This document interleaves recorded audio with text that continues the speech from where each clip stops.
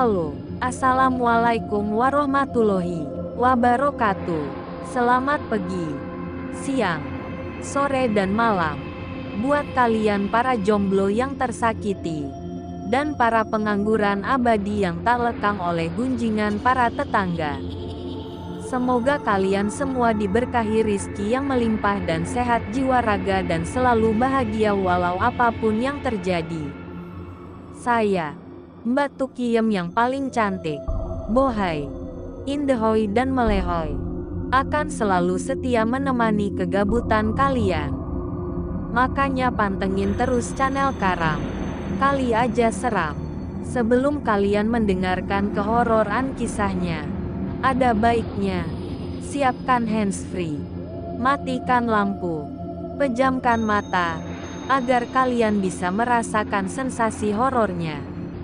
Jangan lupa subreknya dong, agar saya lebih semangat lagi dalam membacakan cerita.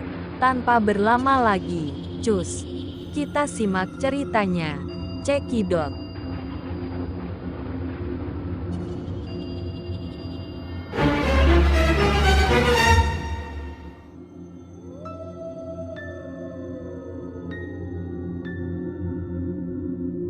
Hantu nenek-nenek. Kejadian yang menimpa Dewi pada kisah tersesat di hutan boneka masih meninggalkan sebuah misteri. Ada apa sebenarnya di lokasi itu dan mengapa orang-orang kampung seolah menutup-nutupi dan merahasiakannya?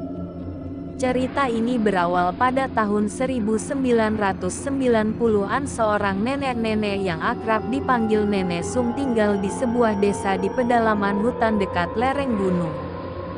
Nenek tersebut sedikit kurang waras. Dalam kesehariannya Nenek Sum kemana-kemana selalu membawa boneka dan boneka tersebut ia beri nama Mening. Karena menurut masyarakat Nenek Sum merupakan orang yang baik walau kurang waras, tapi beliau tidak pernah menyakiti dan mengancam siapapun. Nenek Sum tinggal sendirian di sebuah rumah di tengah-tengah desa itu dan untuk kebutuhan sehari-hari warga dan tetangganya dengan ikhlas memberi makanan untuk Nenek Sum setiap harinya, terkadang juga memberi sedikit uang untuk kebutuhan. Desa yang tenang, kebun-kebun yang panennya berlimpah, suasana kekeluargaan yang melekat antar warga, sangat damai. Hingga pada suatu hari di hari Sabtu datanglah seorang anak gadis bernama Mira, datang bersama keluarganya dari kota. Mira yang merupakan cucu dari Pak RT yang sudah lama tak bertemu, turun dari mobil bergegas lari menghampiri sang kakek dan memeluknya. "Kakek!" teriak Mira dengan penuh semangat. "Ini cucu kakek gak terasa sudah besar sudah pintar ya," ujar Pak RT sambil memeluk cucunya. Tak butuh waktu yang lama, Mira pun segera akrab dengan anak-anak lain teman-teman sebayanya di kampung itu, termasuk juga akrab dengan Nenek Sum. Mira juga mempunyai boneka perempuan kecil yang menjadi boneka kesayangannya. Ia pun kemana-mana bermain membawa bonekanya. Hal itu membuat Nenek Sum tertarik mendekati Mira. "Cantik sekali bonekamu itu, Nak," tanya Nenek Sum yang juga sambil memperlihatkan bonekanya. "Boleh Nenek tahu siapa namanya?" "Iya Nek, boneka ini namanya Ciki. Boneka Nenek juga bagus," jawab Mira. Nenek Sum mengajak Mira bermain bersama. Tanpa curiga sedikit pun Mira bermain boneka dengan Nenek Sum. Terus bermain hingga lupa waktu sampai Mira dijemput oleh ibunya. Hari demi hari pun berlalu, Mira pun semakin nyaman bermain boneka bersama Nenek Sum. Tak terasa 1 minggu berlalu. Kini waktunya Mira dan keluarga kembali ke kota. Ia pun berpamitan dengan teman-teman juga Nenek Sum. Mendengar kabar ini terlihat Nenek Sum raut wajahnya sedih, lalu berkata, "Bolehkah Nenek meminjam Ciki sebentar saja? Kasihan Mening kalau kamu pulang membawa Ciki pasti dia akan kesepian." "Tentu saja Nek. Aku berangkat besok pagi jadi hari ini kita masih bisa main bareng untuk terakhir kali," jawab Mira. Hari Minggu yang tenang di waktu senja. Tiba-tiba keamanan kampung Hansip bernama Harry bersama warga berlari mendatangi Pak RT sambil berteriak. Pak RT, Pak RT yang berada di dalam rumah sontak terkejut dan bergegas keluar. Betapa kagetnya Pak RT melihat situasi ini. Mira Pak, Mira kami ketemukan sudah meninggal tenggelam di sungai dalam hutan. Mira yang dibopong oleh warga sudah tak bernyawa. Melihat hal ini Pak RT dan orang tua Mira lantas menangis histeris seolah tak percaya dengan apa yang telah terjadi. Waktu berlalu. Kejadian ini masih menjadi misteri di kampung itu karena tidak ada yang melihat langsung awal terjatuhnya Mira ke sungai. 7 hari sudah waktu berlalu. Acara doa kepergian Mira di rumah Pak RT. Suasana yang penuh haru.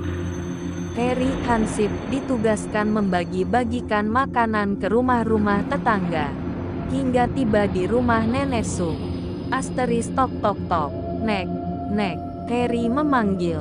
Terus memanggil namun tidak ada jawaban. Harry yang merasa khawatir terjadi apa-apa karena sang nenek tinggal sendirian, ia pun masuk ke rumah Nenek Sum. Mencari Nenek Sum tapi tidak ada. Hingga masuklah Harry ke dalam kamar nenek. Betapa kagetnya Harry menemukan Ciki boneka kesayangan Mira berada di meja samping tempat tidur nenek. Boneka itu diletakkan berjejer dengan mening boneka nenek. Saat Harry berbalik badan tiba-tiba tepat di depannya Nenek Sum berdiri. "Kamu lihat apa?" tanya nenek dengan wajah melotot. Harry yang melihat nenek di tangannya memegang pisau dapur dan ingin menikamnya. Sontak Harry pun kini tahu kematian Mira Nenek Sumlah yang membunuhnya.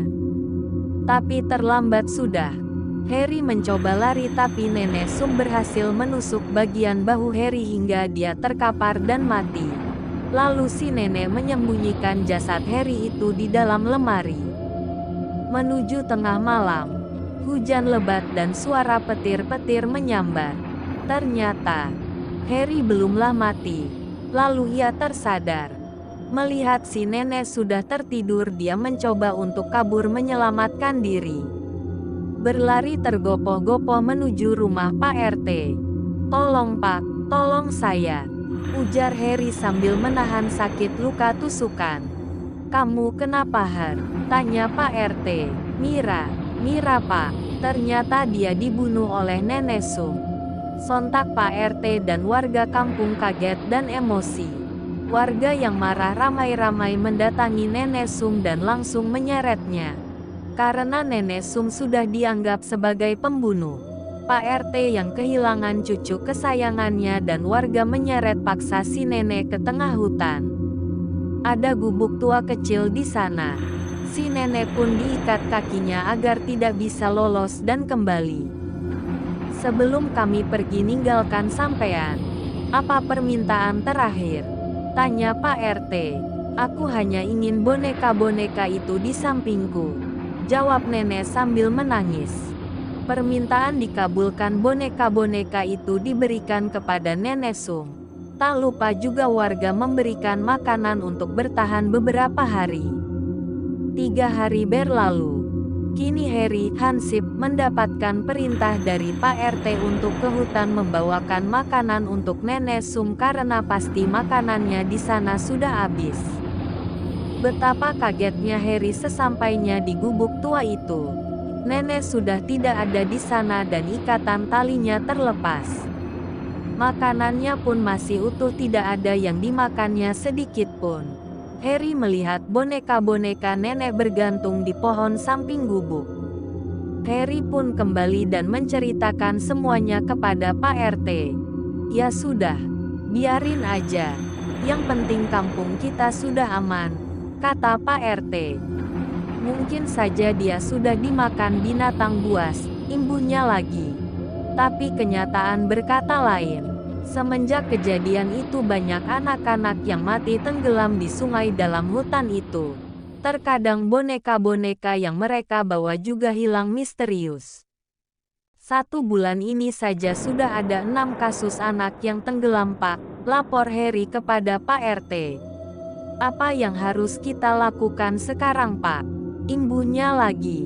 Pak RT bersama warga kampung memutuskan untuk mendatangkan seorang paranormal. Hari Rabu sang paranormal pun datang.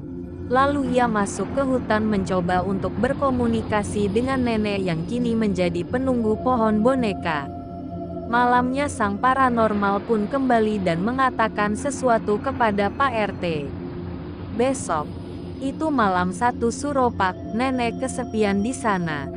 Butuh teman Pak, ujar sang paranormal. Apa yang harus kami lakukan? Kata Pak RT.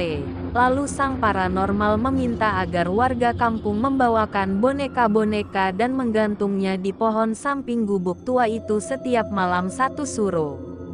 Tapi, jangan coba-coba ada yang berani mengambil boneka itu di sana.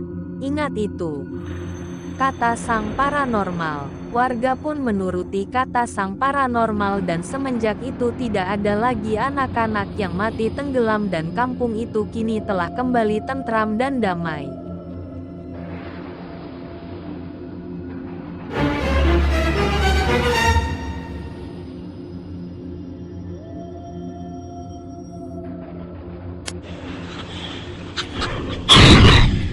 Kali aja serah.